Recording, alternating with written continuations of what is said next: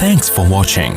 Don't forget to like, comment, share and subscribe to Mufti Tariq Masood, famous scholar. جب تک کوئی طلاق نہیں دے گا تلاق نہیں ہوگی.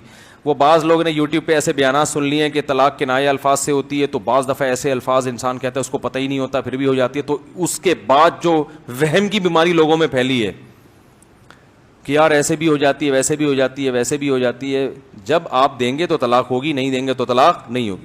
ہاں بعض دفعہ یہ ہوتا ہے کہ صراحتاً طلاق دی جاتی ہے, طلاق کہہ دیا آپ نے, اور بعض دفعہ یہ ہوتا ہے کہ صراحتاً طلاق نہیں ہوتی, کنایتاً ہوتی ہے, یعنی ایسے الفاظ استعمال کرتے ہیں جن کے دو مطلب نکلتے ہیں, طلاق والا بھی اور غیر طلاق والا بھی. تو اس میں جب طلاق کی نیت کریں گے تو ہوگی, نیت نہیں کریں گے تو خام میں اللہ آپ کی بیوی کو آپ پہ حرام نہیں کریں گے.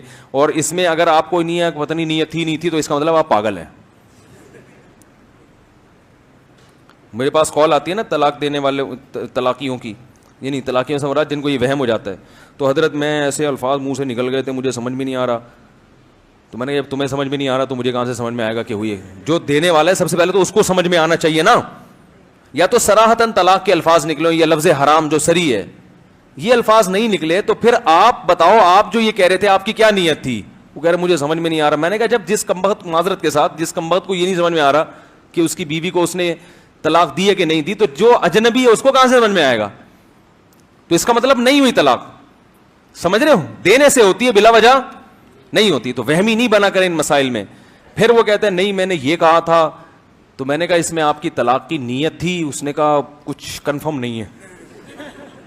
پھر میں اسے کہتا ہوں بھائی میں سمجھ جاتا ہوں, میں کہتا ہوں یار آپ جو قریب ترین کلینک میں جائیں, آپ پہلی فرصت میں کسی نفسیاتی ڈاکٹر کا ایڈریس لیں, اس سے وہاں جا کے آپ علاج کرائیں, کیونکہ مجھے پتا ہوتا ہے یہ جان چھوڑتے نہیں ہیں. پھر دوبارہ پھر آدمی جو ہے نا خود بہمی بن جاتا ہے. تو نفسیاتی ڈاکٹروں کو تو آپ اس چیز کے پیسے دیتے ہیں, فیس ملتی ہے, تھوڑے دن میں وہ بھی وہمی بنتے ہیں.